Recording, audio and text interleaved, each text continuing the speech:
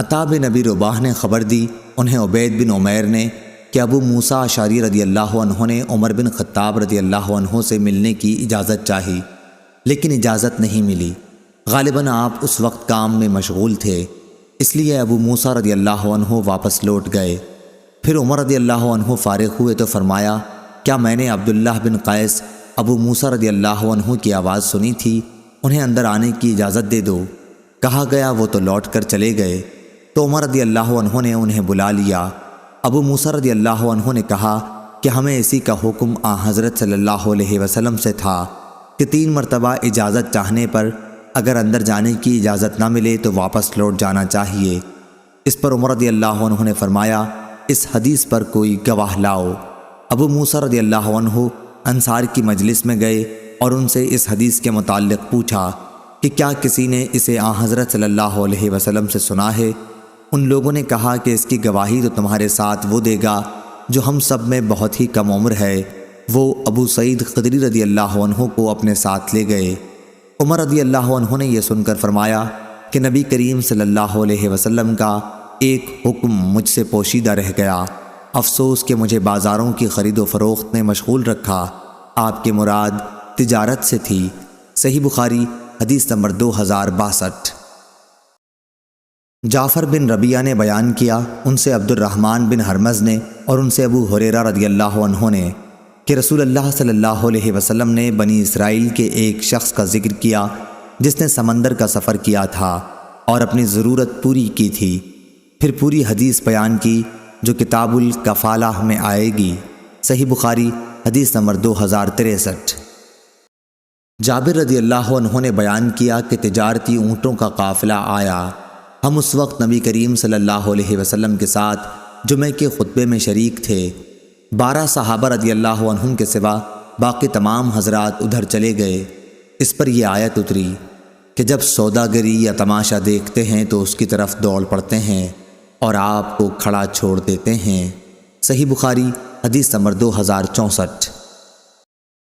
جریر نے بیان کیا، ان سے منصور نے، ان سے ابو وائل نے، ان سے مسروق نے اور ان سے ام المومنین حضرت عائشہ رضی اللہ عنہا نے بیان کیا کہ نبی کریم صلی اللہ علیہ وسلم نے فرمایا، جب عورت اپنے گھر کا کھانا، غلہ وغیرہ بشرطے کہ گھر بگاڑنے کی نیت نہ ہو خرچ کرے تو اسے خرچ کرنے کا ثواب ملتا ہے، اور اس کے شوہر کو کمانے کا اور خزانچی کو بھی ایسا ہی ثواب ملتا ہے۔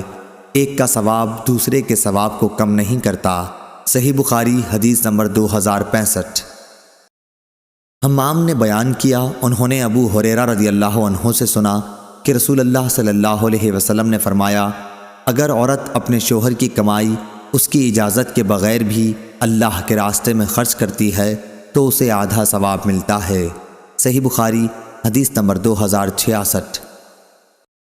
انس بن مالک رضی اللہ عنہ نے بیان کیا کہ میں نے سنا رسول اللہ صلی اللہ علیہ وسلم فرما رہے تھے کہ جو شخص اپنی روزی میں کشادگی چاہتا ہو یا عمر کی درازی چاہتا ہو تو اسے چاہیے کہ صلہ رحمی کرے۔ صحیح بخاری حدیث نمبر 2067۔ اعمش نے بیان کیا کہ ابراہیم نخعی کی مجلس میں ہم نے ادھار لین دین میں سامان گروی رکھنے کا ذکر کیا تو انہوں نے کہا کہ مجھ سے اسود نے عائشہ رضی اللہ عنہا سے بیان کیا کہ نبی کریم صلی اللہ علیہ وسلم نے ایک یہودی سے کچھ غلہ ایک مدت مقرر کر کے ادھار خریدا اور اپنی لوہے کی ایک زرہ اس کے پاس گروی رکھی۔ صحیح بخاری حدیث نمبر 2068۔ قتادہ نے بیان کیا، ان سے انس رضی اللہ عنہ نے۔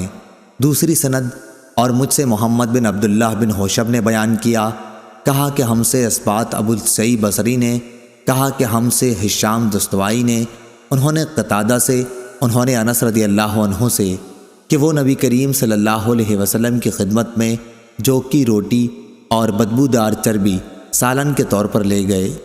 حضرت صلی اللہ علیہ وسلم نے اس وقت اپنی زرہ مدینے میں ایک یہودی کے یہاں گروی رکھی تھی اور اس سے اپنے گھر والوں کے لیے جو قرض لیا تھا۔ میں نے خود آپ صلی اللہ علیہ وسلم کو یہ فرماتے سنا کہ محمد صلی اللہ علیہ وسلم کے گھرانے میں کوئی شام ایسی نہیں آئی جس میں ان کے پاس 1 سا گیہوں یا 1 سا کوئی غلہ موجود رہا ہو۔ حالانکہ آپ صلی اللہ علیہ وسلم کی گھر والیوں کی تعداد 9 تھی۔ صحیح بخاری حدیث نمبر 2069۔ عروہ بن زبیر رضی اللہ عنہ نے کہا کہ حضرت عائشہ رضی اللہ عنہ نے کہا کہ جب حضرت ابوبکر رضی اللہ عنہ خلیفہ ہوئے تو فرمایا، میری قوم جانتی ہے کہ میرا تجارتی کاروبار میرے گھر والوں کی گزران کے لیے کافی رہا ہے، لیکن اب میں مسلمانوں کے کام میں مشغول ہو گیا ہوں، اس لیے آل ابو بکر اب بیت المال میں سے کھائے گی اور ابو بکر مسلمانوں کا مال تجارت بڑھاتا رہے گا۔ صحیح بخاری حدیث نمبر 2070۔